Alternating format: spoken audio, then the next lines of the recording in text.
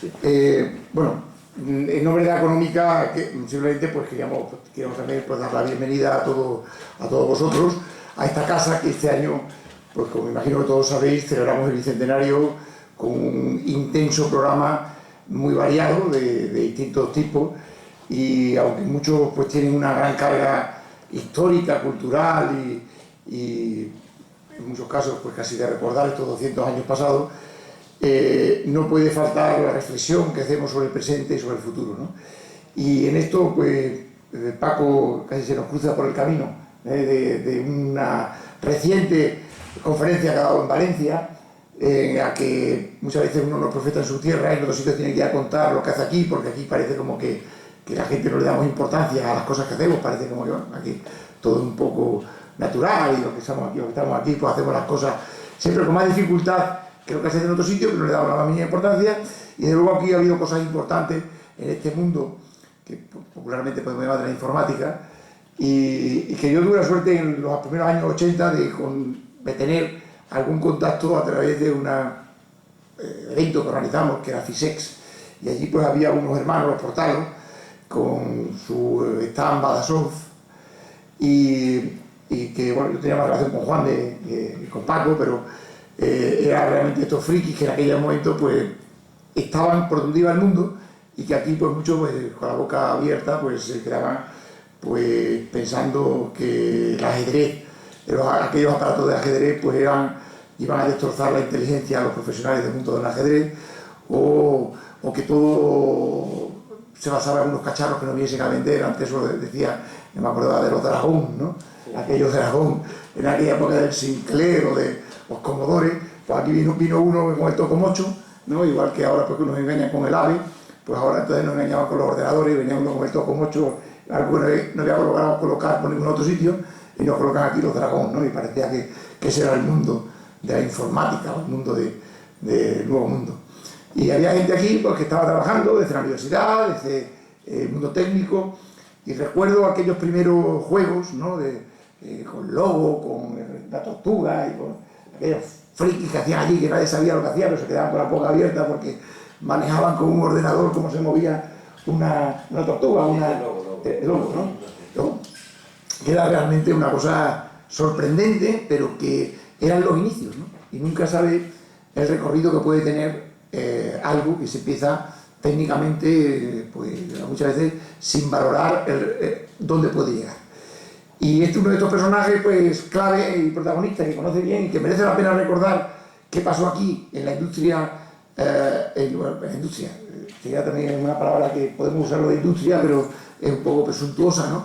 En estos profesionales o estos técnicos que estaban realmente inventando o innovando en este campo, ¿no? Paco Portalo fue uno de ellos, uno de estos personajes, y lo sigue siendo, ¿no? Después pues, ha dedicado básicamente a la docencia, aunque también ha hecho sus pinitos en el mundo del ajedrez y en muchos otros campos, ¿no?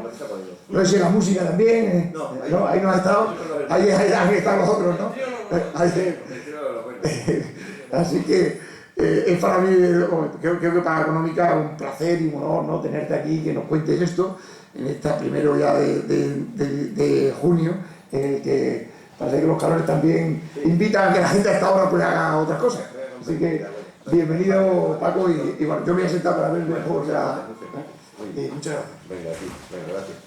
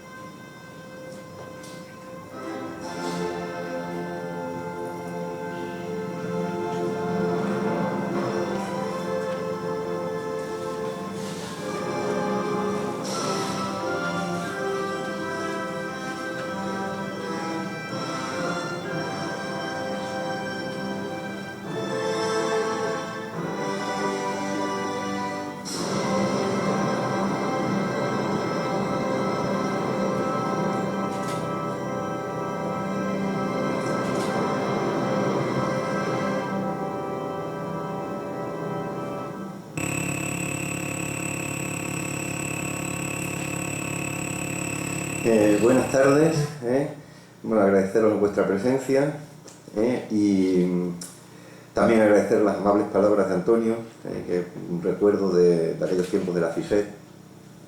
Y como veis, no me resisto a comenzar todas las conferencias que doy sobre este tema, mostrando estas arcaicas imágenes animadas con ordenador, que son sin lugar a dudas el origen y el motivo principal por el que me encuentro aquí. Tengan en cuenta que lo que acaban de ver es una de las primeras cinemáticas de un videojuego que se hizo en el mundo. Las cinemáticas que estoy hablando mundialmente es una de las primeras cinemáticas que se hicieron, así está reconocido. Bien, mis inicios en la computación se remontan a hace más de 40 años. Coinciden con los inicios de la Escuela de Ingenieros Técnicos Industriales de Badajoz y casi que podríamos decir también con los orígenes de la Universidad de Extremadura. Posteriormente, ya en la década de los 80, tuve la suerte de trabajar junto a Paco Suárez en el que está considerado el primer videojuego desarrollado en España, ¿no? Desarrollado, realizado aquí en España. Por estas circunstancias, durante esta charla, pues tendré que hablar en primera persona, ya que algunos de los aspectos que contaré están muy relacionados con mi propia experiencia. Me tocó vivirlas de primera mano. Te aseguro que no es muy fácil tener que hablar de mí, pero bueno, os pido de antemano la benevolencia ante estas palabras. Vamos a coger la primera hay que saber pasar. Muy bien. La conferencia que imparto hoy, los videojuegos como paradigma de innovación en los orígenes de la industria del software español, toma el título de una publicación de carácter científico realizada a la limón con el doctor ingeniero por la Universidad de Zaragoza, Eduardo Mena, para la revista pionera de la informática española, Novática. El origen de esta publicación estuvo en la necesidad que tenía de dar cobertura histórica, técnica y científica a algunos comentarios y acertos que venía realizando desde el año 2009, cuando he realizado algunas publicaciones y algunas conferencias en los que notaba yo que suscitaba cierta sorpresa y incluso en algunos casos también incredulidad. Por ejemplo, hasta el año 2009, en el que la Universidad de Extremadura me publica Bugaboo, un hito en la historia del software español. Y fíjense ustedes que digo en la historia del software español, con todas las palabras, software español, no digo en la historia del videojuego, digo en la historia del software español. Bueno, pues las referencias que había a este juego, a Bugaboo, las referencias que había eran erróneas y en muchos casos, bueno, pues muy pocas, y en muchos casos erróneas, como estaba diciendo. Por ejemplo, no se había dicho nunca que Bugaboo, que la pulga, había sido desarrollada en Extremadura. Eso no aparecía por ningún sitio, Y bien es sabido que los primeros saltos de la pulga pues fueron en el barrio de San Roque, en el barrio pacense de San Roque. Bugaboo la pulga no solo era uno de los primeros videojuegos realizados en España, sino que también era uno de los primeros programas informáticos dentro del campo de software producto. Ahora aclararé posteriormente qué quiero decir con esto, que se hizo en este país. Fijaros lo que voy a decir ahora, siendo el primer producto de software español que se comercializó en Estados Unidos y en Inglaterra, en el Reino Unido. Fíjense lo que acabo de decir. Lo voy a decir con otras palabras. En la ciudad de Badajoz se inició el proceso de estudio, investigación y desarrollo del programa que hace que en el mundo se empiece a hablar del software español. Vengo a acabar con la tira hoy, como diría el doctor. Muy bien. Bueno, ojo. No estoy diciendo que España no se programara, no estoy diciendo eso. Estoy diciendo que en España se programaba y mucho, muchísimo. Pero como decía el señor Arroyo, que es uno de los grandes teóricos de la historia de la informática en España, en su obra 100 años de la informática en España, decía, en España se programa mucho, pero se produce muy poco software. Bien. Lo que nos quiere decir el señor Arroyo con estas palabras es que las denominadas sociedades de servicio y consultoría informática, o también llamadas centros de cálculo, realizaban muchísimos programas específicos, eso sí, llamados también llave en mano, programas que únicamente valían para un cliente determinado y corrían en un único ordenador, que era del que disponía la empresa.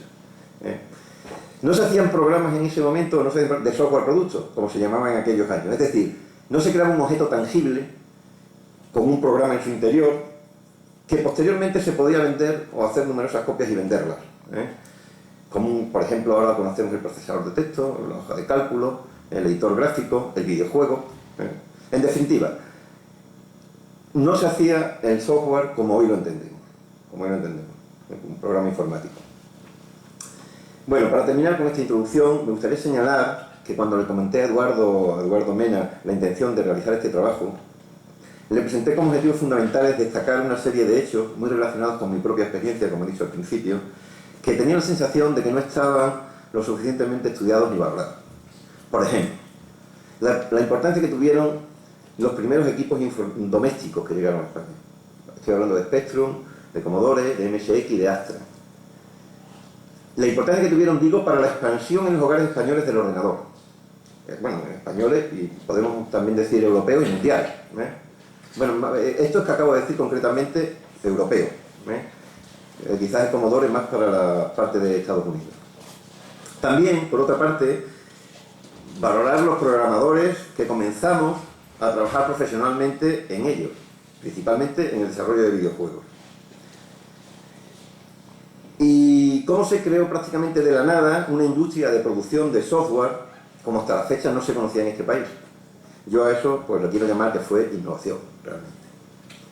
Por último, otra cosa que también vengo dejando bien clara en la ponencia y en los artículos que desarrollo sobre este tema, es que fue Extremadura donde se empezaron a realizar los primeros pasos para desarrollar este trabajo. A principios de los 80, dos jóvenes, alejados de los focos industriales, científicos, artísticos, culturales de este país, investigábamos en la aplicación de programas de simulación física con ordenador. Y conseguíamos también descifrar las entrañas del procesador Zilog Z80, que era el que montaban la mayoría de estos equipos. Les puedo asegurar que obtener información en aquellos días era una cosa compleja. No es lo de ahora, evidentemente. Y eran muy pocas personas en España las que se dedicaban a esto. Por lo tanto, eran muy pocos sitios en los que se podía pedir información, como comprobé posteriormente cuando llegué a Madrid, un tiempo después. Bueno, vamos a empezar. Esperar un momento que le demos a esto. ¿Sonará? Vamos a empezar hablando un poco de la historia de los ordenadores aquí en España. Y vamos a hacer un repaso de cómo se introdujeron los ordenadores en España. Para ello nos vamos a ir al año 1958. En el año 58 llega el primer ordenador a Renfe. Concretamente Renfe lo compra, es un ordenador de la primera generación. Curiosamente, el año 58 también, un famoso científico, William Higginbotham, realizó, del que después volveremos a hablar, realizó uno de los que está considerado el primer videojuego de la historia, que es el Tennis for Two. No es el ping-pong, el pong, famoso, es otro que lo veremos también, pero... bueno, pues como diciendo, este ordenador que Renfe instaló en sus instalaciones madrileñas, un IBM 650, era de la primera generación, es decir, con válvulas electrónicas, válvulas termoiónicas, de los que se hacían antes los antiguos televisores, recordarán algunos, o válvulas de vacío también conocidas, y fue el único que llegó a España de la primera generación, el único ordenador que tuvimos aquí. Se utilizaba para cuestiones administrativas, contables, financieras, fue poca cosa, porque veréis las características que tenía. Aparte de ser de válvulas, tenía una memoria de 2K, no bytes exactamente, eran K palabras, pero bueno, venía a ser más o menos lo mismo, 2K. Velocidad de lectura de 400 hercios, 400 ciclos. Si ahora hay algunos que tienen 4.000 millones de ciclos, imaginar un poco. Bueno, el peso, si pesaban 900 kilos, pero claro, si le poníamos la fuente de alimentación ya eran casi 2 toneladas y media, lo que pesaba. 2 toneladas y media. No nos podíamos llevar a casa. Cada vez que se ampliaba la memoria había que hacer obra, evidentemente. Y lo mejor de todo, el precio. El precio eran 50 millones de pesetas. 50 millones de pesetas en el año 58 quería decir 250 años trabajando para comprarte el ordenador. Cosa que era compleja y complicada. Bueno, después de este primer ordenador, ya a principios de los años 60, empezaron a llegar varios equipos ya de la segunda generación, es decir, hechos ya con transistores y con elementos electrónicos discretos, que con una tecnología evidentemente más evolucionada y fabricados con dispositivos electrónicos, principalmente transistores. Concretamente el Unibus UCT, que instaló la Junta de Energía Nuclear para cálculos científicos. No es que tuviera mucha diferencia de potencia con este anterior, pero bueno, era algo más rápido y mejoraba algunas prestaciones. Otro que instaló la Sevillana, Compañía Sevillana de Electricidad. Posteriormente otro IBM que instaló Galerías Preciados en 1972, en Sidesa también tenía uno. Bueno, y así vamos pasando durante esta década de los 60 hasta el año 75, donde podemos observar que ya ha bajado el precio a 25 millones. Bueno, ya solamente hay que trabajar 80 años para comprárselo. 80 años, pero sin comer, amigo, porque no podía ser. Y tenemos aproximadamente pues 2.500 ordenadores, ojo, porque ahora veréis el matiz que sí que había más, pero no eran exactamente ordenadores. Lo que se llaman ordenadores, había 2.000, 250, 2.500. Esto es una información de SEDICI, del Ministerio de Industria. Bueno, quedaros con el dato, aunque vamos a sumarlo ahora, porque en el principio de la década de los 70 aparecen lo que se llaman mini ordenadores. Fijaros que estamos hablando de ordenadores, mini ordenadores, que no tienen nada que ver con lo que hoy entendemos por ordenador, con lo que hoy comprendemos y entendemos. Los mini ordenadores eran unos equipos que eran mucho más baratos y más potentes. Bueno, la relación calidad-precio era mucho más interesante. Son equipos que ya permiten a ciertas empresas, antes eran nada más que lo podía comprar Renfe, Sevillana, en fin, empresas, el Estado, Junta de Energía. Ahora ya se permiten que se agrupen sociedades privadas y compren equipos de este tipo para hacer empresas que se llaman sociedades de servicios y consultoría informática, o también centros de cálculo, llamados centros de cálculo. Estos equipos se utilizan fundamentalmente para la transcripción de datos contables, aplicaciones concretas para cada cliente, en fin, trabajan en COBOL, los IBM en RPG, en fin, son una serie de equipos, los mini ordenadores, que pues vienen digamos, a potenciar y a expandir un poco más el uso del ordenador en España, y sobre todo a modernizar las industrias y las empresas españolas. Pues la labor que hicieron estas sociedades fue fundamental, evidentemente, ¿no? Bueno, en total en España vamos a ver que de estos equipos, esto un poquito, vamos a ponerlo, bueno, ahí vienen los distintos fabricantes, en los que quería sí ver que no se ve bien, no sé por qué, ha salido eso para allá, no voy a tocar, no sé que se descuadre. Está Telesincro, bueno, está Philips, está Nifor, está LCR, en fin, y Telesincro, que es una empresa española que tiene 479, lo digo porque después voy a hacer referencia a ello. Bueno, en total venta hay unas 6.500, más los 2.500, 9.000 ordenadores en España en el año 75, entre ordenadores y mini ordenadores. Es lo que tenemos más o menos en ese año. Bueno, ¿y qué programas y qué se hacían con estos equipos? O sea, yo he dicho al principio que el primer software producto pues se hizo aquí, empezó a hacer en Badajoz, tal y cual, porque bueno, es que en España no se programaba. Sí, se programaba y mucho, y lo vamos a ver un poco ahora. Vamos a hablar de una serie de empresas, estas sociedades que he llamado antes de servicio y consultoría informática, también conocidas o también llamadas con centros de cálculo, como he dicho, tienen un peso fundamental para comenzar a modernizar los procesos administrativos de pequeñas y medianas empresas, que aún por cuestiones claramente financieras no pueden acceder a ordenadores, que son todavía excesivamente caros. Estos ordenadores que hemos visto antes pues valían 10 veces menos, o valían a lo mejor 10 millones, no 10 veces, pero sí 10 millones de pesetas, o una cosa así, que era un dinero para aquella época también bastante significativo, y bueno, pues no cualquiera podía acceder a ello. Desarrollan muchos programas informáticos a medida, programas para optimizar también algunos, en menor medida, procesos industriales. Y es cierto, como vuelvo a decir, que se programa muchísimo, pero estos programas eran únicamente para esa máquina concreta que tenía la empresa, y generalmente eran aplicaciones llave en mano, no productos de software que pudieran comercializarse para otros equipos. Bueno, mirad, ahí he puesto lo que ven ustedes ahí. Realmente surge esta foto, esta diapositiva, no estaba en la conferencia original, pero después de charlar con ciertas personas, concretamente tenemos aquí el honor de contar con don Eduardo José Molina Albarrán, que fue jefe del servicio de informática de Omeca y analista de sistemas, ¿no? y con también José María Barrientos, que trabajaba en la Caja de Ahorros, en Monte de Piedad, en el servicio de informática, pues realmente quedé admirado del entusiasmo que me transmitieron del trabajo, que cómo desarrollaban su trabajo, ¿no? Realmente se pasaban horas y horas programando y pasando datos en tarjetas perforadas, ¿eh? Y ellos me abrieron este camino, esta línea de ver cuáles habían sido los primeros ordenadores que llegaron aquí a nuestra región. Cuando Eduardo, no quiere que lo llame Don, así que Eduardo está ahí con nosotros, acompañándonos, Eduardo, me comentó que el primero que llegó fue realmente el del Matadero de Mérida. Matadero de Mérida y FESA tuvo un IBM, no sé exactamente qué IBM fue, pero parece ser eso. Quiero decir, esto no está estudiado, está incluido dentro de la conferencia, pues, y como una línea de trabajo muy interesante para ver lo que tenemos aquí. Sí sé que Omeca al principio de los 70 monta un IBM del System 370, y que el Monte de Piedad y la UNED montan un equipo Univac en los años 77, me parece, 78, con el Univac de la escuela, del centro de cálculo de la UE, sí trabajé con él, hice algunos programas. Bueno, pues ahí tenemos a lo que se dedicaban, ¿no? Se dedicaban a hacer consultoría contable. Digo que programaban mucho, pero no eran programas, digamos, que después se pudieran comercializar, ni que se hiciera un paquete, ni que se generara una industria. Eran programas específicos de estas empresas, que hacían para clientes específicos, y cada cliente tenía su programa. Bueno,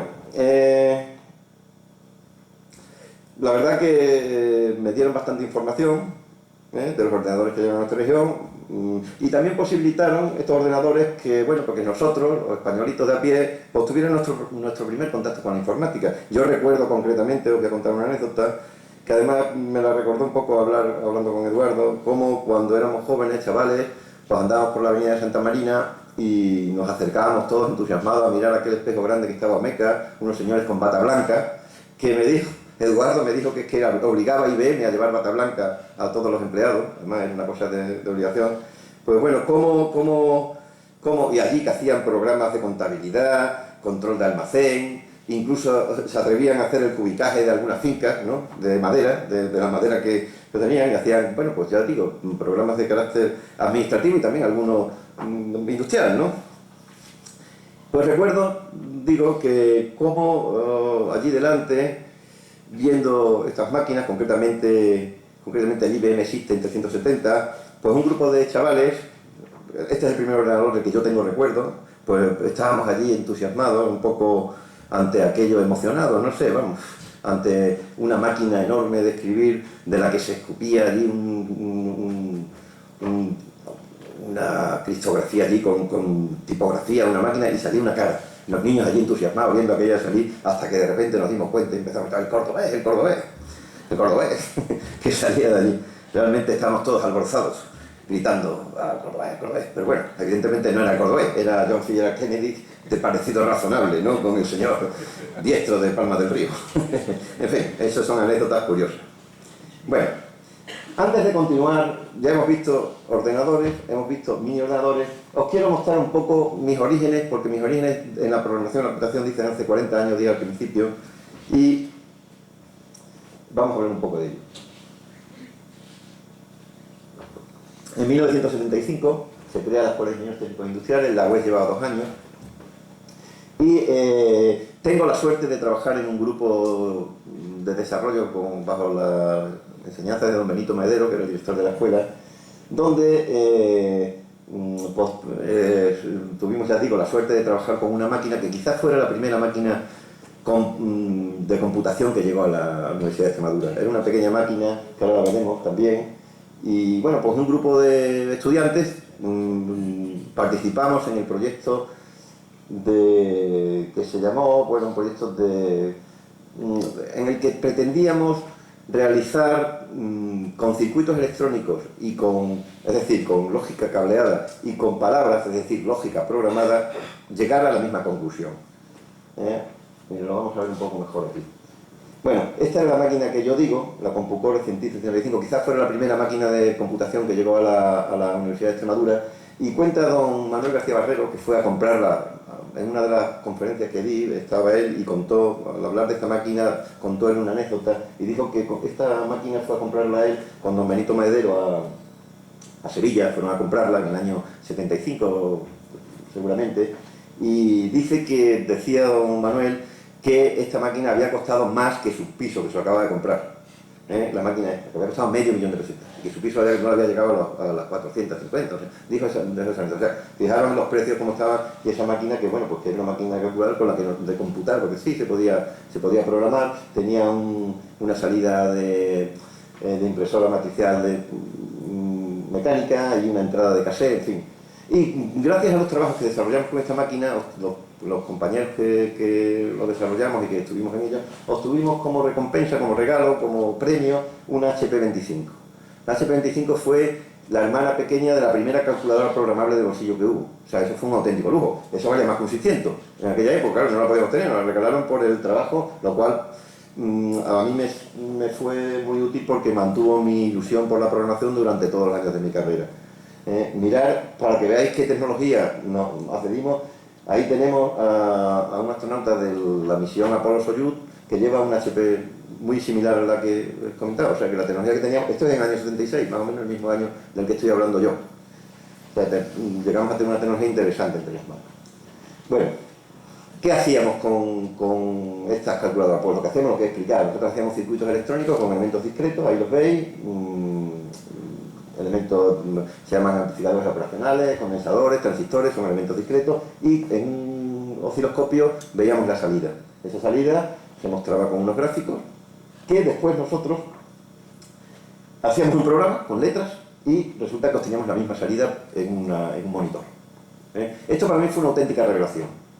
Que sustituir una serie de elementos tangibles por una serie de palabras etéreas y que obtener el mismo resultado realmente me orientó en mis trabajos posteriores y de hecho me orienta en mi trabajo fin de carrera, que lo hago basándome en estas enseñanzas, ¿no? Bueno, lógica cableada, lógica programada, lo que he dicho, una verdadera revelación.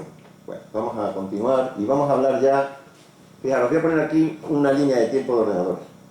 Esta línea de tiempo de ordenadores está cogida un poco al azar y con ella quiero mostrar la poca valoración que se le ha dado a los ordenadores de lo que yo voy a hablar, de los que voy a hablar a continuación, a los ordenadores que realmente fueron los primeros que entraron en nuestros hogares. Esta es una línea de tiempo en la que lo he cogido porque parece un Commodore, únicamente un Commodore. Los demás ordenadores, bueno, pues eran inaccesibles. Nosotros me estoy refiriendo a primer rango de años, ¿no? A la primera parte. Después ya pues ha habido se instauró el PC, ¿no? El personal computer, pero estoy hablando de una época anterior, que es cuando llega la cuarta generación de ordenadores, que están basadas en otra tecnología, que es la tecnología del microprocesador. La tercera, que era la de los mini ordenadores, pues está basada en la tercera generación en los circuitos integrados. Ya pasamos a la cuarta, que prácticamente es la que tenemos actualmente, porque no ha habido una evolución suficientemente para decir que estemos en la quinta. Entonces, pues, esta tecnología es la que se llama tecnología del microprocesador, de ahí el nombre de microordenador, aunque ya le solemos llamar a todos genéricamente ordenador, ¿no? Pues miren, solo aparece el Commodore. Hubo muchos anteriores a lo largo de los años 70, pero realmente nosotros aquí en España, cuando empezamos a ver los primeros ordenadores domésticos, los primeros ordenadores a los que teníamos acceso fue en el año 81. En España y en Europa. España y en Europa. Evidentemente Inglaterra era la que llevaba la voz cantante. Inglaterra la que lleva la voz cantante y es donde aparecen los primeros. Pero rápidamente nos contagiamos. No tardamos mucho tiempo en esto. Fue en el año, precisamente en el año 81. Bueno, aquí vemos que lo único que aparece es el Commodore, que sí estuvo muy extendido en Estados Unidos. Aquí en España también, pero mucho más en Estados Unidos. Incluso se dice que el Commodore 64 fue el ordenador doméstico, no el ordenador doméstico, el ordenador en general que más... el ordenador dice que más dice exactamente que más se va vendido en el mundo. Se estima que entre 12 y 17 millones de unidades del ordenador del Commodore. Pero bueno, vuelvo a repetir que aquí en España y en Europa fueron más otros equipos, como veremos a continuación. Es sorprendente, y por eso pongo esta línea de tiempo, la poca valoración que se hace de los equipos que entraron en España, de los ordenadores domésticos, que eran considerados juguetes.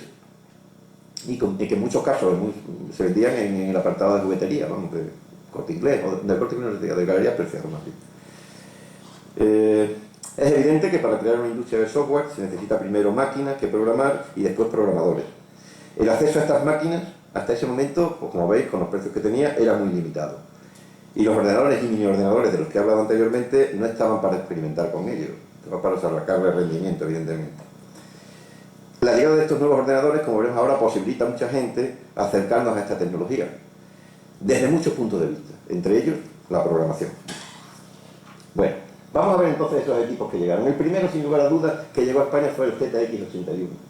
El ZX81 fue una revolución que hay que agradecérsela a un señor concretamente, que es el señor Sinclair, Clement Sinclair. El señor Sinclair dijo, voy a hacer el ordenador más barato y más pequeño. Y no solamente lo dijo, lo hizo. Lo hizo y sacó este equipo que aquí en España costaba 25.000 pesetas, que la podíamos ya comprar. Eran 25 pesetas, eran 25 pesetas en aquella época, pero ya se podía comprar. Entre los hermanos, esto lo otro, o algún hermano que tenía más que otro, en fin. Eso ya cada uno lo íbamos sacando. Entonces ya, esto era un ordenador en todas las reglas. Tenía la estructura y la arquitectura de un ordenador, igual que los otros. Incluso en algunos casos, poco después, fueron mucho más potentes que los otros. Pero este realmente, el ZX81, es el primer ordenador asequible que llega a España. Y se debe claramente al revolucionario, ¿no? El que revolucionó la informática popular. En Europa, yo creo que en el mundo, que es este señor que vemos ahí, con esa pinta, que se llamaba Clement Sinclair. Bueno, fijaros lo que hago yo con este ordenador.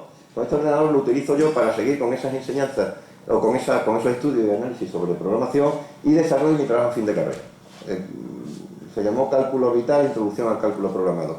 Se hace en el año 1982, con un ZX81 con una expansión de memoria de 25K. El ordenador, originalmente el ZX81 tenía un K de memoria. Un K de memoria, bueno, se pueden hacer muchísimas cosas. Se conseguía una expansión de 25K y con él ya, pues bueno, se podían hacer algo más. Bueno, pues este trabajo, Cálculo Orbital, no fue aceptado, a pesar de ser el primer trabajo que se hace en la Universidad de Extremadura utilizando un microprocesador. No fue aceptado por poco ortodoxo. Poco ortodoxo dentro del sentido, en el fondo, porque decían que era un programa informático y que no era un programa de ingeniería, y en la forma porque, bueno, la forma realmente con la portada que tiene se puede ver claramente que sí era poco ortodoxo, ¿no? Muy bien, no le faltaba razón, evidentemente.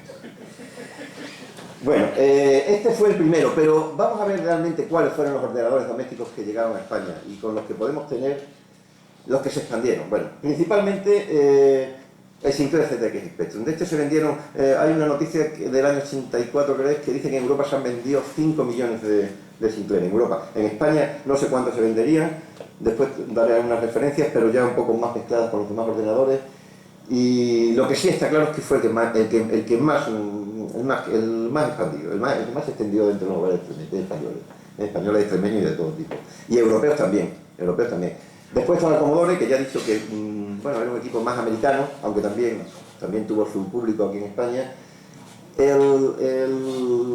Los MSX, que eran unos equipos que venían de Japón y que también eran bastante potentes y se podían hacer muchísimas cosas con ellos. La verdad que eran más potentes incluso que los que he mencionado anteriormente, pero bueno, lo que son las cosas, realmente el que más se extendió y el que más se vendió fue el Spectrum. Y por último el Astran, que también tuvo un gran mercado aquí en España. Estos son los 4 equipos que eran accesibles, que ya en una casa se podían tener, que ya podíamos en Reyes pedirlo a los Reyes, un equipo de estos. Y ya estos equipos se permitían trabajar y programar con ellos y hacer programas de todo tipo.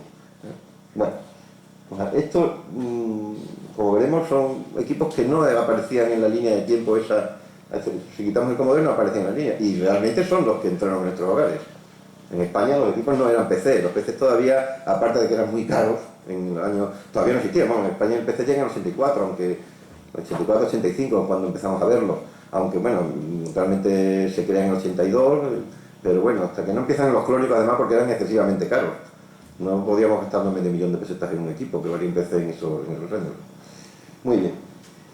Fijaros, hablábamos en el año 75 en total entre mini ordenadores de unos 9.000. En el año 92, que es cuando se tiene una estadística, una referencia posterior, siguiente, en esos años intermedios hay mucho jaleo político, se está haciendo el PAIN, etcétera, no hay unas estadísticas claras, pero esta sí es de un estudio CIRE sobre las actitudes sociales hacia la ciencia y la tecnología, y aquí ya se establecen en 2 millones de ordenadores en España. Esos 2 millones de ordenadores de los 9.000 no son precisamente ordenadores o mini ordenadores de los que hablé al principio. Estos son equipos domésticos, equipos tipo Astron, tipo Spectrum, tipo Commodore, MSX. Estos son los 2 millones de ordenadores. Y bueno, ya algunos PC, evidentemente, ya a partir de los 90 sí se empieza a extender más el PC hasta que ya, bueno, pues ya es el que, digamos, se ha instalado, ¿no? Realmente esto fue una revolución.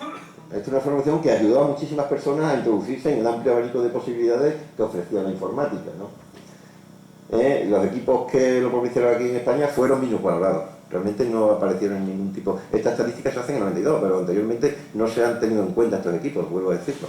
Son equipos que quedaron ahí, sí, los aficionados y los aficionados a la retroinformática, los retros que se llaman, estos están todo el día detrás de ellos y buscando programas y tal, pero a nivel oficial y administrativo y tal no se han tenido en consideración. Bueno, vamos a ver. Fíjense ustedes, cuando sale el Spectrum en España ya se había publicado La Pulga en Inglaterra, que es el juego del que hablaré posteriormente, del que hemos visto la introducción al principio, porque cuando se hace aquí en España La Pulga, Bugaboo, La Pulga, no se había todavía ordenadores Spectrum en España, no se podía vender, se venden en Inglaterra. Y en Inglaterra, cuando lo van a lanzar en España utilizan Bugaboo precisamente, usan La Pulga, que se llama aquí en España La Pulga, para promocionarlo. Y fíjense lo que utilizaban para promocionar los ordenadores. Utilizaban en primer lugar un videojuego, después un programa educativo de matemáticas, un compilador y un simulador, pero el videojuego al principio. Desde luego, si no había videojuego, no había... era lo que vendía ordenadores. El videojuego y el microordenador estuvieron muy asociados. Fue una simbiosis necesaria y fundamental para que se expandieran en los hogares, para que entraran. Sí, los padres decían, los niños decían a los padres, cómprame un ordenador que para estudiar, que para esto, los niños, no tan niños, o los propios padres, que para estudiar, pero al final lo que querían realmente, o lo que les llamaba poderosamente la atención, era realmente la capacidad lúdica que tenían estas máquinas, ¿no? En un principio. Y después, a partir de ahí, también por la capacidad de trabajo, que se podían hacer programas, que se podían realizar simulaciones de otro tipo, etcétera, etcétera. Pero el videojuego estaba en primer lugar. Bueno, pues uno de los principales objetivos de este trabajo, como ven, es poner en valor estos equipos y estos videojuegos que posibilitaron esta expansión de los ordenadores en nuestro país y, bueno, y en Europa por extensión, ¿no? Antes hemos comentado, o ha comentado Antonio, el tema del Dragón.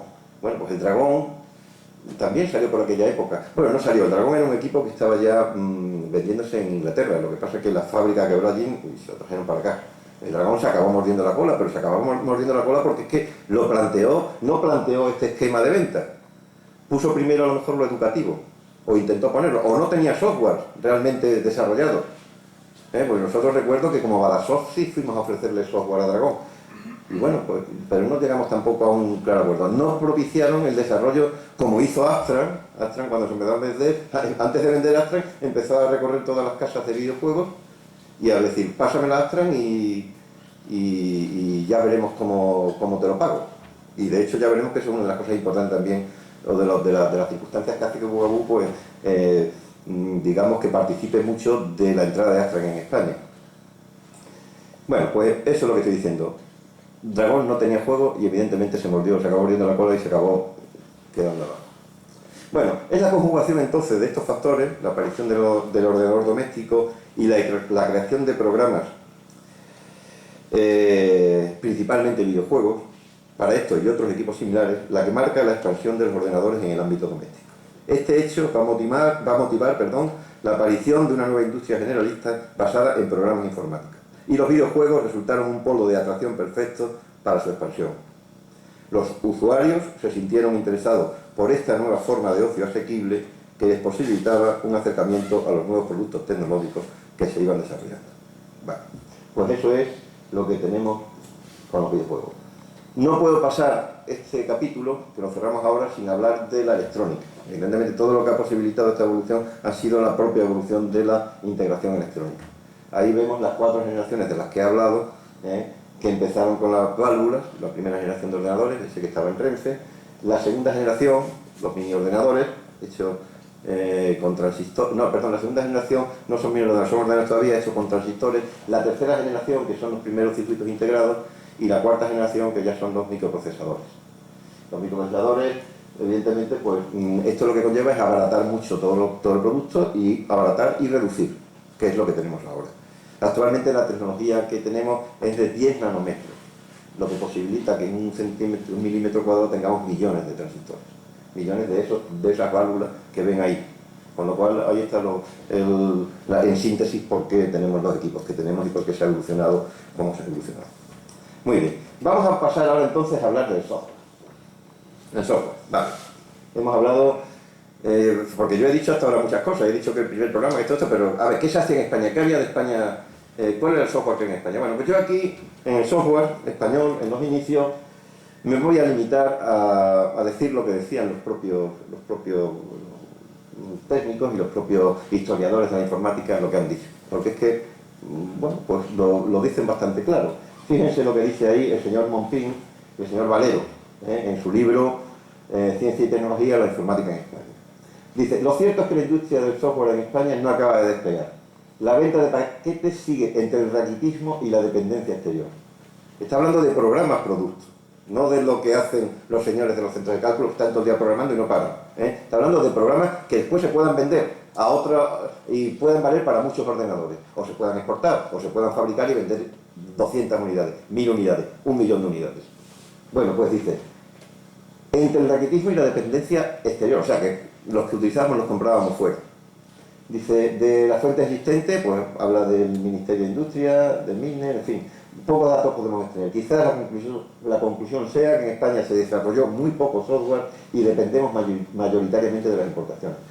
Así vamos a poder seguir hablando y determinando otras cuestiones más. Por decir alguna, pues mira, la informática en España fue ejecutada por técnicos españoles, pero programada y ensamblada fuera. Eso lo dice el señor Sales, hablando de la informática comercial española en la primera década de los 70. Dice además, esto sí que es curioso, dice además la informática española siempre ha considerado el software como algo secundario en relación al hardware. Y las multinacionales en muchos casos no cobraban a sus clientes. Aquí vemos un claro caso de colonialismo tecnológico. Si no nos lo cobraban es porque no querían que lo hiciéramos, lo que queríamos que dependiéramos exactamente de ellos, ¿no? Bueno, pues esto lo dice el señor Diego en Historia de la Industria en España. En España se programa mucho, pero se produce muy poco software, en fin, lo mismo que se va repitiendo, y el señor Fernando Sáenz Vaca denomina a esta situación lo que se llama informática mito, es decir, escenario decorado y telón de fondo. Porque en el fondo hablamos mucho de que tenemos, que no hacemos, que sí tenemos y que hacemos, como veremos a continuación, pero no abrimos mercados exteriores ni logramos reducir nuestra dependencia tecnológica del exterior. En fin, dejo, como veréis, que ustedes saquen conclusiones. De todas maneras, no vamos a ser negativos realmente. Sí se hicieron muchas cosas en España. Bueno, muchas no, pero sí algunas. Y las voy a narrar, evidentemente, las voy a decir porque es de justo decirlo y quedaron muchos pioneros que hicieron cosas que fueron muy interesantes, no solamente a nivel nacional, sino a nivel mundial. Y ahí tenemos el caso de Insidesa, donde don Fernando Soler Mateo montó un grupo de programadores casi engañando al jefe de Insidesa, porque aquello no se veía muy bien, y empezaron a trabajar con una tabuladora, pero al final consiguieron realizar un grupo de programadores dentro de la propia Insidesa donde hacían nóminas, desarrollaron un programa para hacer nóminas. Y después fueron pioneros mundiales en lo que se llamó teleproceso industrial. Aquí tenía un comentario interesante del señor Soler, que decía que en una exposición, creo que en Japón, donde llevaron este tipo de invento que habían hecho, no se atrevían a decir que lo habían inventado ellos. Decíamos que lo había hecho IBM, para que no dijeran que los españoles, o sea que eran acomplejados totalmente, no querían decir lo que habían inventado, tan siquiera. Ese es un poco el sino que nos... Dice, en ocasiones teníamos que ocultar nuestros logros y adjudicarlos a IBM, para no asustar sobre todo por el origen de la idea. Decía este señor de un gran programa que era Innovación Mundial. Bueno, aquí tenemos el ordenador que dije, el Telesicro. Fue un ordenador español, incluso estaba españolizado en sus comandos, tenía un COBOL españolizado, y fue un equipo que, bueno, pues que fue bastante, resultó bastante interesante y muchas empresas lo tenían y funcionaba muy bien, pero claro, se vendía que en España un equipo de estas características no podía mantenerse con un mercado local. Y como no tenía una expansión, al final pues acabó absorbiendo Bull, una compañía francesa, y bueno, pues dejó de fabricarse. Pero también fue otro gran, digamos, avance o fue una cosa innovadora que se hizo aquí en España en cuanto a equipos informáticos, telesincro se llamaba.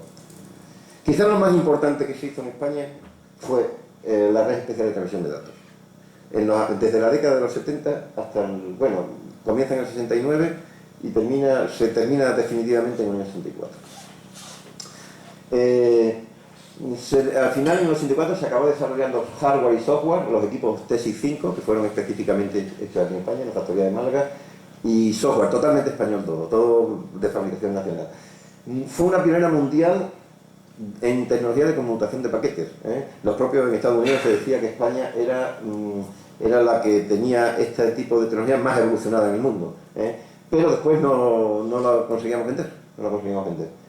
Parece ser que se exportó a Grecia, a Canadá, a partir del año 85, pero no queda una constancia clara de cuál fue su expansión. O sea, también tuvieron problemas porque quizás la Unión Soviética quiso también hacerse con algo, pero por problemas de tecnología con los americanos, en fin, no se consiguió vender. Pero fíjense la importancia que tuvo esto, que ellos ya desarrollaron una tecnología de terminales utilizados como router para áreas locales, lo que posteriormente utilizó la empresa Cisco Systems para hacerse multimillonaria. Esa tecnología estaba desarrollada en España ya, la había desarrollado Telefónica, que fue la que montó la red especial de transmisión de datos. No la aprovechamos, no la vendimos, eso. Pero bueno, ahí queda. Bueno, ¿qué más tenemos por aquí? Bueno, aquí tenemos ELIA. ELIA es una empresa que se crea específicamente para crear software español, en 1973. O sea, decían, bueno, que esto no puede ser, que estamos teniendo que comprar todo el software a todas partes y aquí no hacemos nada, vamos a hacer una empresa, el INI, el Estado, tal, vamos a crear una empresa para hacer software. Vale, pues se ponen a hacer software en el año 73.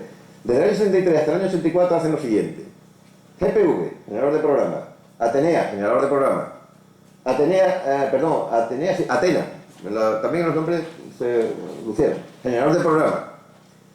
Y en junio del 83 sacan ya el definitivo, porque los demás fallaban y vamos a sacar el definitivo en junio del 83, se llama TEN, le quitaron el A y la NEA, le quedaron en TEN, software de ayuda a programación en COBOL. Quiero decir con esto que una empresa que tenía muchísimos trabajadores, que tenía una facturación, bueno, no sé cuántos trabajadores, yo 250 trabajadores en algunas ocasiones, muchos dedicados a programación, también hacían otras muchas cosas, evidentemente. Pero fíjense lo que dice un artículo del País del año 75 hablando de esta empresa. Dice concretamente, la única empresa del sector con participación estatal dedica la mayor y mejor parte de su actividad a competir como una vendedora más de servicios.